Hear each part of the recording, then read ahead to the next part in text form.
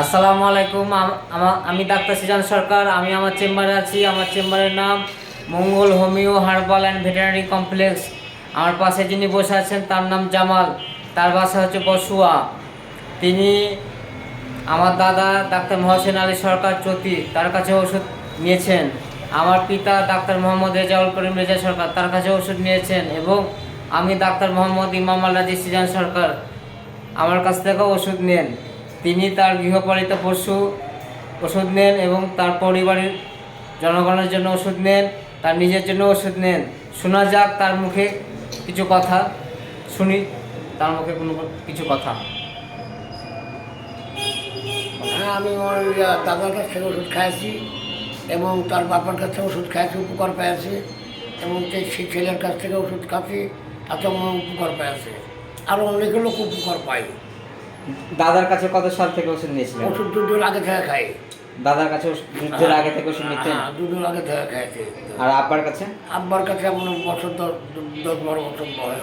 10-12 বছর। হ্যাঁ। আর আমার কাছে? আপনার কাছে খাইছি, আপনার এই ছেলের কাছ থেকে খাচ্ছি 7-8 বছর। 7-8 বছর। তো শুনলেন, তিনি আমার দাদার কাছে যুদ্ধের আগে থেকে ওষুধ খেতেন। তো দাদা মারা যাওয়ার পর মাঝখানে অনেক গ্যাপ ছিল, তারাও জানতেন না যে কে চিকিৎসা করতেন না করতেন। তবে আমার আব্বা তারপরে আল্লাহর রহমতে হাল ধরেন চিকিৎসা সেবায়। তারপর তারা এলাকাতে জানতে পায় যে ডাক্তার মহসেন আলী সরকার চতি এর ছেলে একজন ডাক্তারি করেন। তিনি খোঁজে চলে এসেছেন। তারপর 10-12 বছর থেকে আব্বার কাছে খেতেন। তো আব্বা যখন প্র্যাকটিস করতেন, আমিও প্র্যাকটিস করতাম, আমার কাছে খেতেন। তিনি তো বললেন আমার কাছে 7 বছর ধরে খেতেন।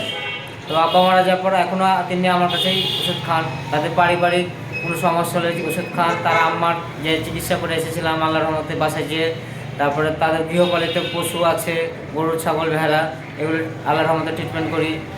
তো ভিডিওটা এই জন্যই যে তিনি আমার দাদার কাছে ওষুধ খেয়েছিলেন, তারপর আব্বার কাছে ওষুধ খেয়েছিলেন, তারপরে আল্লাহর রহমতে আমার কাছে ওষুধ খান। এর জন্য ভিডিওটা করা। তো আপনার বয়স কত? 80 বছর, 80+। তো আল্লাহর রহমতে তিনি সুস্থ যেন থাকে, ভালো থাকে, সুস্থ থাকে, এই জন্য আল্লাহর কাছে এই দোয়াই করি। এবং আল্লাহ যেন আমাকে সুস্থ রাখে, ভালো রাখে, এই দোয়াই যেন আল্লাহর কাছে করি। তো আল্লাহ হাফেজ, পরের ভিডিওতে দেখাবেন ইনশাল্লাহ। আর একটা বিষয় বলতে চাই যে আমার চেম্বারের ঠিকানাটা হচ্ছে চতির মোড়, বর্ণালী মোড়ের দক্ষিণ দিক, হাতেম খান রাজশাহী। আল্লাহ হাফেজ।